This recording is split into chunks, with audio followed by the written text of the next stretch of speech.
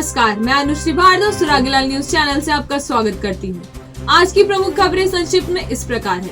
खटीमा में कोरोना से युवक की मौत, बाली मानते हैं भाजपा से सीधा मुकाबला, टिकट बंटवारे के बाद भाजपा में घमासान, हरक सिंह रावत कांग्रेस में शामिल, दिग्गज नेता रविंद्र बजाज का भाजपा से इस्तीफा, काशीपुर की मेयर उषा चौधरी लड़ सकती हैं चुनाव, टिकट न मिलने से है नाराज।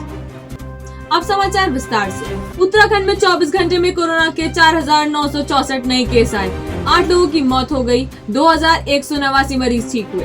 कई दिनों से चर्चा में रहे पूर्व कैबिनेट मंत्री हरक सिंह रावत व उनकी पुत्रवधू अनुकृति ने कांग्रेस के वॉर रूम में चुनाव संचालन समिति के अध्यक्ष हरीश रावत, कांग्रेस प्रदेश अध्यक्ष गणेश गोदियाल, नेता प्रतिपक्ष प्रीतम सिंह की मौजूदगी में कांग्रेस की सदस्यता ग्रहण की।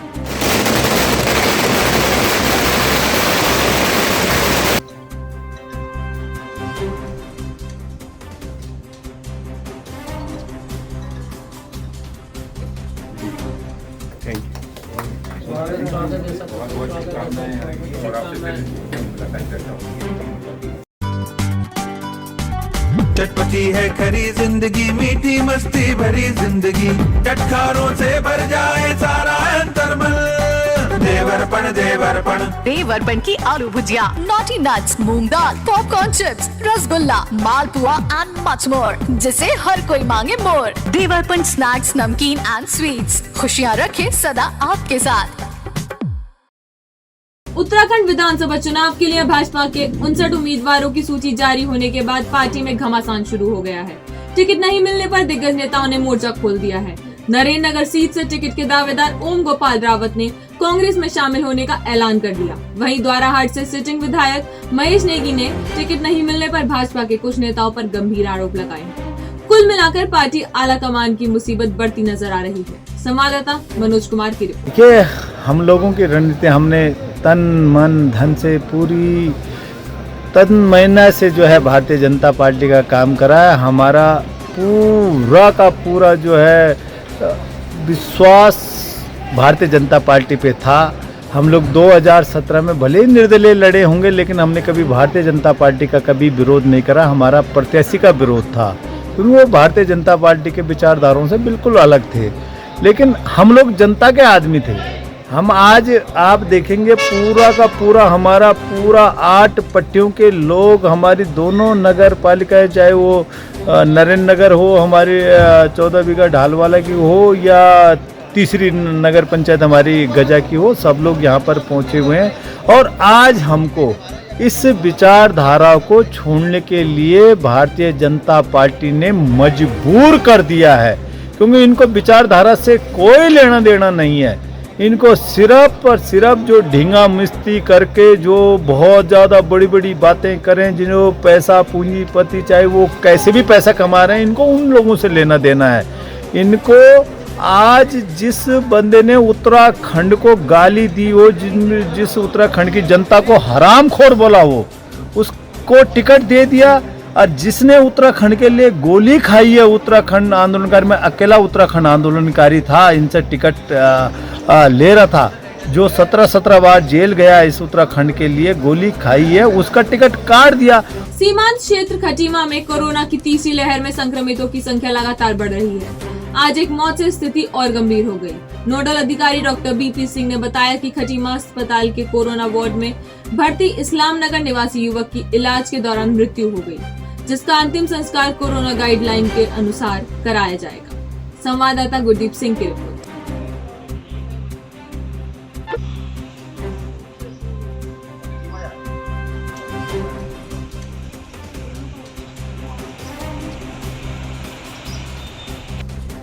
एक 65 वर्षीय पुरुष सुबह सांस की तकलीफ के साथ नागरिक चिकित्सालय खटीमा में भर्ती हुए थे, जिनके कोविड टेस्ट कराने पे वो पॉजिटिव आए हैं। इलाज के दौरान आज शाम को उनकी मृत्यु हो गई है। कोविड प्रोटोकॉल के अंतर्गत कराया जा रहा है उनका अंतिम। खटीमा में चुनाव आचार संहिता के उल्लंघन की शिकायत मिल रही है।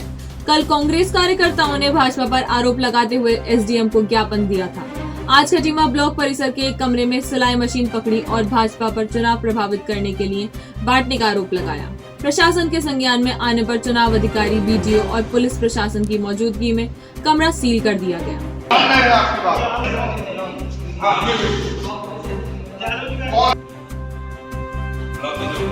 ये चुनाव की सामग्रियाँ ये सरकारी संस्थान के अंदर सेट कार्ड बढ़े जा रहे थे और लोगों को नुमाने के लिए वहाँ पे मशीनें बांटी जा रही है।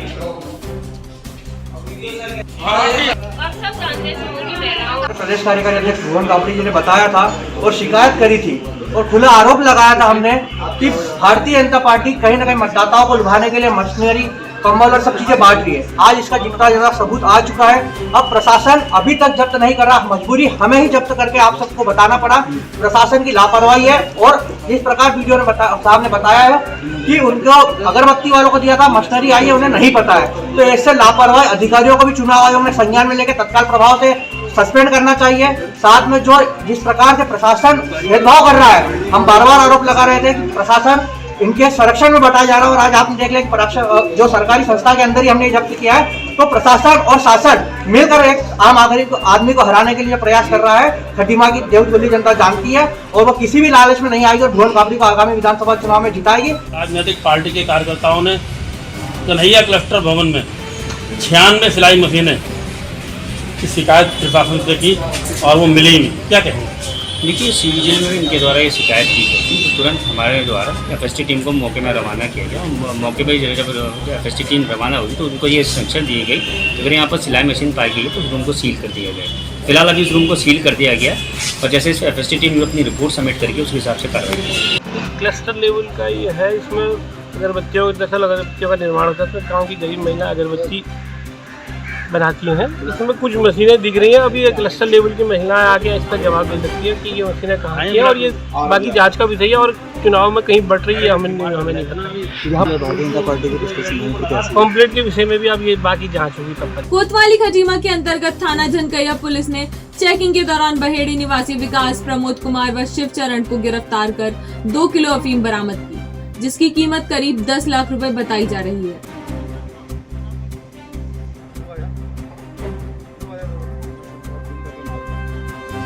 हाँ, कल झनकैया पुलिस के द्वारा जो है सूखी नाले के पास में लगभग 2 kg अफीम जो है 3 लोगों से बरामद की है, जिसकी अंतर्राष्ट्रीय बाजार में तो लगभग जो है 10 लाख रुपए की कीमत आकी गई है। ये पुलिस की काफ़ी यहाँ पर अच्छी कामयाबी है। चुनाव के दौरान में जगह जगह पर जो है वाहनों की चेकिंग पुलिस के द्वारा की जा रही है तथा संदिग्ध लोगों पर भी नज़र रखी जा रही है। जो ड्रग्स है या ये अफीम, एनडीपीएस के जितने भी ये है नशीली चीज़ें, उन पर जो है पुलिस के द्वारा इस क्षेत्र में जो है काफ़ी अभियान चलाया गया है, जिसमें काफ़ी सफलता भी हम लोगों को प्राप्त हुई है। गदरपुर विधानसभा क्षेत्र से भाजपा के कद्दावर नेता रविंद्र बजाज ने अपने समर्थकों के साथ भाजपा की प्राथमिक सदस्यता से इस्तीफा दे दिया है। पत्रकारों से वार्ता करते हुए उन्होंने भाजपा संगठन पर उपेक्षा का आरोप लगाया। इसके साथ ही कैबिनेट मंत्री अरविंद पांडे पर भी आरोप लगाए। संवाददाता विकास तनेजा की रिपोर्ट। आज भारतीय जनता पार्टी के जो हमारे बहुत वरिष्ठ कार्यकर्ता हैं, पुराने लोग हैं, कल से ही जब से इस विधानसभा क्षेत्र से दोबारा से पुराने प्रत्याशी को ही मैदान में उतारा गया तो काफ़ी लोगों के फ़ोन आ रहे थे और सब पूछ रहे थे कि भाई आगामी रणनीति क्या रहेगी। तो आज सब कार्यकर्ताओं को मैंने यहाँ पर बुलाया था। हालांकि कोरोना काल होने के कारण बहुत कम जो प्रमुख लोग हैं हमारे हर क्षेत्र के, उनको ही मैंने आज यहाँ पर बुलाया था और लगभग 2-2.5 घंटे की बैठक के बाद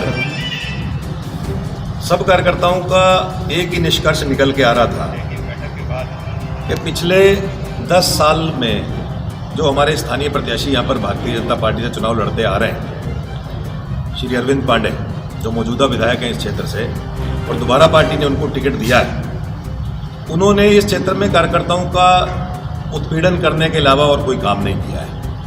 वो चाहे विभिन्न चुनाव रहे हों, चाहे संगठन के चुनाव रहे हों, चाहे नगर पालिकाओं के, पंचायतों के चुनाव रहे हों, चाहे ब्लॉक प्रमुख का चुनाव रहा हो, उन्होंने अपने किसी भी कार्यकर्ता को मुख्य धारा में आने नहीं दिया और सभी कार्यकर्ताओं का उन्होंने किसी का व्यापारिक नुकसान किया है, किसी का सामाजिक नुकसान किया है, किसी का राजनीतिक नुकसान किया है।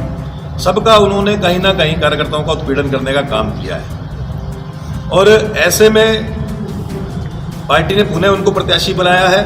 कार्यकर्ताओं में बहुत रोष है और ये पिछले 2-2.5 घंटे जो हम लोग बैठे हैं उसमें एक ही निष्कर्ष निकल के आया कि भारतीय जनता पार्टी के कार्यकर्ता जो पुराने कार्यकर्ता हैं वो इस बार पार्टी के प्रत्याशी को चुनाव लड़ाने का मन नहीं बना पा। विधानसभा चुनाव के लिए जसपुर में प्रशासन ने नामांकन की तैयारी पूरी कर ली है।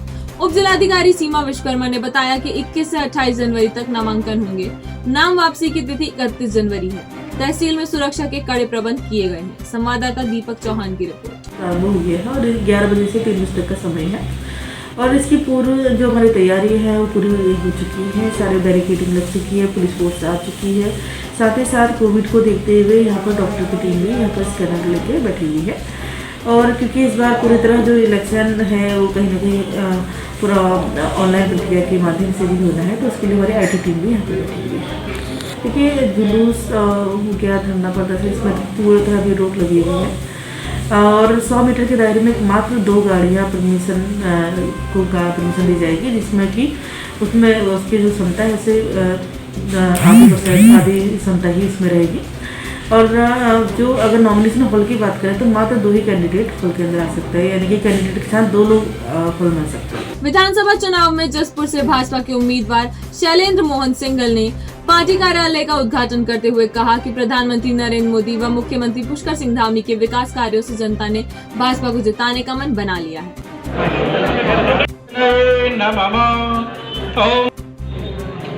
एक सबसे बड़ी पार्टी है तो उसके मुद्दे भी व्यापक हैं और हमारे प्रधानमंत्री मोदी जी ने और मुख्यमंत्री धामी जी ने जिस तरह प्रदेश का विकास किया है वो अपना आप में अभूतपूर्व है। उन्हीं मुद्दों को हम साथ लेकर जनता के बीच में जाएंगे।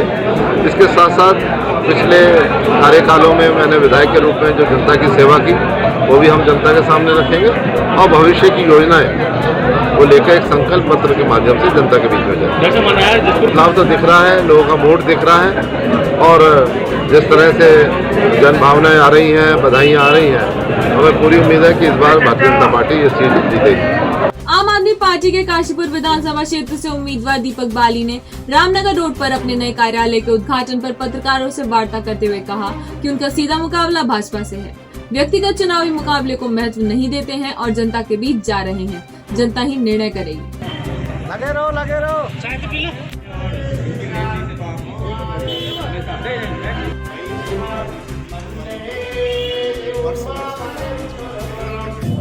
नहीं, हम लोग तो पिछले काफी समय से जनता के बीच में जा ही रहे हैं और इसमें कोई नई रणनीति बनाने जैसी कोई बात नहीं है। सीधी सी बात है, अपनी योजनाओं को, अपनी गारंटियों को जो केजरीवाल जी ने भी दी है वो लेकर जाना और काशीपुर के लिए विजन क्या है मेरा, इसको लेकर जनता के बीच में जाना।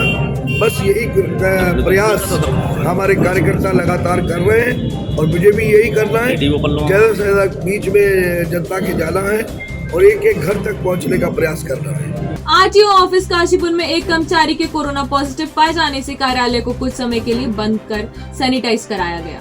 सभी कर्मचारियों की सैंपलिंग कराकर वैक्सीन की बूस्टर डोज लगाई जा रही है। मैं बताना चाहूँगा कि कल हमारे ऑफिस का एक आदमी जो है पॉजिटिव पाया गया। एहतियातन के तौर पर जो है कल के बाद जो है काम रोक दिया गया है और ऑफिस को एक दिन के लिए सैनिटाइज करके स्वास्थ्य विभाग की टीम बुलाई गई है और उनके द्वारा जो है सभी कार्मिकों का जो है कोरोना टेस्ट किया जा रहा है और जो निगेटिव हैं और बूस्टर डोज के लिए एलिजिबल हैं उनको बूस्टर डोज लगाया जा रहा है। विधानसभा चुनाव के लिए नामांकन की प्रक्रिया शुरू हो गई है। हल्द्वानी में निर्वाचन अधिकारी ऋचा सिंह ने बताया कि पहले दिन नामांकन फॉर्म दिए गए हैं। नामांकन प्रक्रिया सिर्फ 5 दिन होगी। 22, 23 व 26 जनवरी को अवकाश रहेगा। 29 जनवरी को जांच होगी और 31 जनवरी को नाम वापस लिए जा सकते हैं। संवाददाता दीपक अधिकारी की रिपोर्ट। क्योंकि जैसा कि आप लोग देख रहे हैं कि अभी लोग यहाँ से अपने नामांकन पत्र जो फॉर्म है वो लेकर जा रहे हैं, जिनको नामांकन पत्र दाखिल करना है और अब तक 5 लोग यहाँ से लेकर जा चुके हैं और इसके लिए 11 से 3 जो समय है वो निर्धारित किया गया है, जिसमें आज 21 तारीख को, फिर 22, 23 अवकाश है, फिर 24 और 25 को लिया जाएगा, फिर 26 को अवकाश है, फिर 27 और 28 इसमें 3 बजे तक लास्ट टाइम है नाम निर्देशन पत्र यहाँ पर जमा किए जाने हेतु। पुलिस के साइबर सेल ने गुमशुदा मोबाइल फोन बरामद कर लोगों को लौटाया। सर्विलांस के माध्यम से 217 मोबाइल फोन रिकवर किए गए, जिनकी कीमत लगभग 23 लाख रुपए बताई जाती है।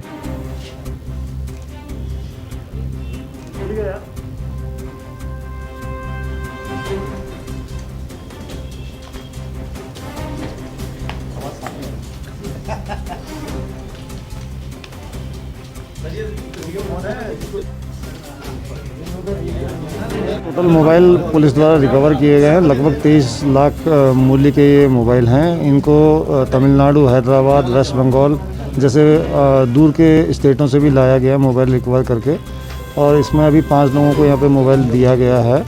इसमें सीओ ऑप्स और उनकी पूरी टीम ने, जो साइबर सेल की टीम है, उनके द्वारा बहुत मेहनत की गई है, और इसके लिए जो है मेरी तरफ से इनको 2000 रुपये का इनाम दिया जाएगा। हल्द्वानी स्थित कांग्रेस मुख्यालय स्वराज आश्रम में अखिल भारतीय कांग्रेस कमेटी के सचिव जरिता लैथलांग ने पत्रकारों से वार्ता करते हुए कहा कि दिल्ली के इंडिया गेट स्थित अमर ज्योति का नया स्थान वॉर मेमोरियल होगा।